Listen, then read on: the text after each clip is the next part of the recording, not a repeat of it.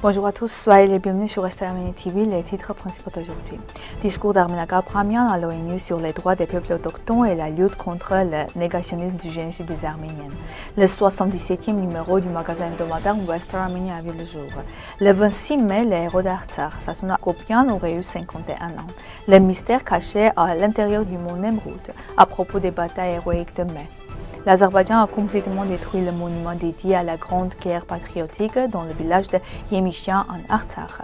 Nous exhortons la commission des ONG de l'ONU à rejeter la plainte déposée par l'Azerbaïdjan. L'Ophélie à Arnbled, les rôles incroyables de Grand Cyranoche. Discours d'Arménag Abramian à l'ONU, New York, 2008. Arménag Abramian, chef de la délégation du Conseil national d'Arménie occidentale, s'est exprimé devant le Forum permanent des Nations unies sur les droits des peuples autochtones, soulignant leur lien harmonieux avec leur terre natale. Il a souligné l'importance des déclarations adoptées par l'ONU, qui contribuaient à la reconnaissance et la restauration des peuples anciens. Faisant référence au génocide des Arméniens, Arménag Abramian a noté que le déni du génocide et le rejet de l'existence des peuples anciens continuent de constituer une menace sérieuse. Il a fermement condamné les approches qui nient la présence historique du peuple arménien en Arménie occidentale, contribuant ainsi à la poursuite des objectifs du génocide.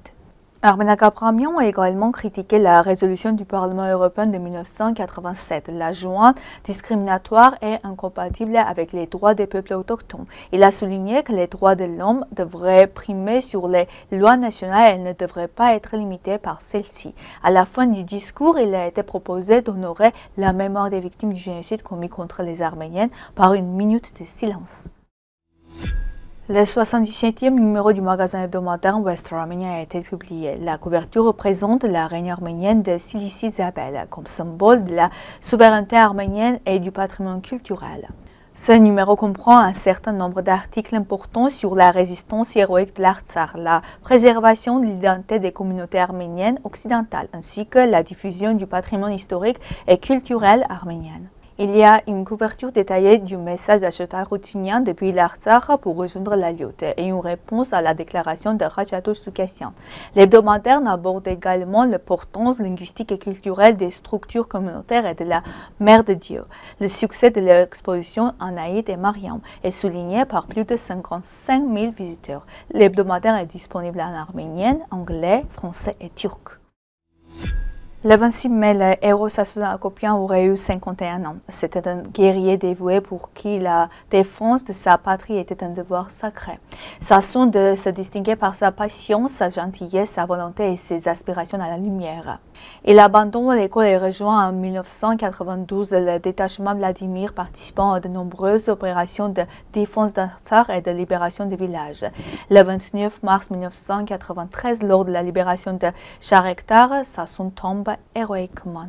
Sassouna Akopian a reçu à titre posthume un certain nombre d'ordres et de médailles. Sa mémoire est honorée chaque année le 26 mai par ses proches, ses compagnons d'armes et les personnes qui l'ont connu. Le mont Nemrut, situé dans la province d'Adiyaman, abrite un mystérieux tumulus de 50 mètres de hauteur et 150 mètres de diamètre. Malgré l'utilisation de technologies modernes, l'emplacement exact du tombeau reste inconnu en raison de la structure complexe du monticule composé de pierres instables. Des tunnels et chambres creusées dans la montagne ont été découvertes, mais leur fonction reste incertaine, cérémoniale ou protectrice. Leur exploration est limitée, notamment à cause de portes en fer bloquant l'accès. Des mythes populaires évoquent des trésors cachés ou des liens mystères, mais sans fondement scientifique. Par ailleurs, des statues et reliefs comme l'horoscope du lion révèlent une grande maîtresse de l'astronomie et de l'architecture par le royaume de Commagène. Cependant, l'intérieur du tumulus reste un mystère archéologique non résolu. Le mont Ararat a joué un rôle crucial dans la bataille de Sardarapad et d'Araparan, en assurant le lien entre les forces arméniennes. À Sardarapad, l'armée arménienne était presque dépassée en nombre par l'ennemi à Araparan après l'arrivée de l'armée de Drô. Un équilibre des forces s'est établi, menant à la victoire.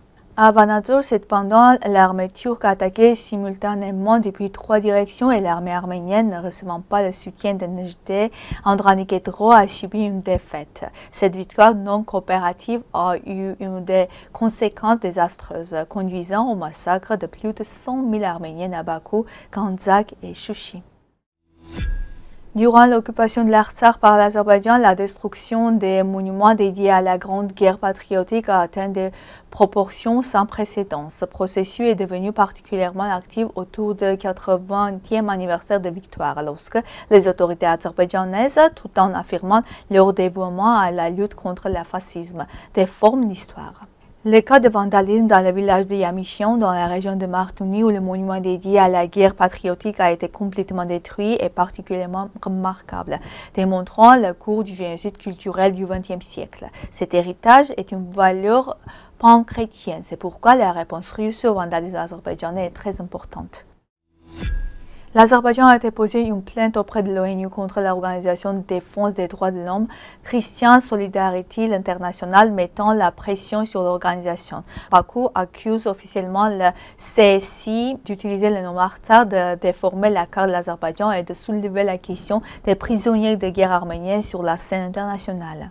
Le CSI a organisé un certain nombre d'événements attirant l'attention internationale sur les problèmes du nettoyage ethnique, des déplacements forcés et des prisonniers de guerre arméniennes.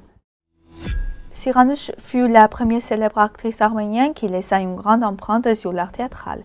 Née en 1857 à Constantinople, elle se produit sur les scènes arméniennes et turques, puis joue à Tbilissi, Bakou, à Chouchi et ailleurs. Son répertoire comprenait plus de 300 rôles, dont les héroïnes shakespeariennes et même Hamlet interprétées par une femme d'une manière inédite. Elle meurt en 1932 au Caire, laissant un héritage symbole du théâtre arménien. C'est tout pour aujourd'hui. Merci d'être avec nous. Au revoir.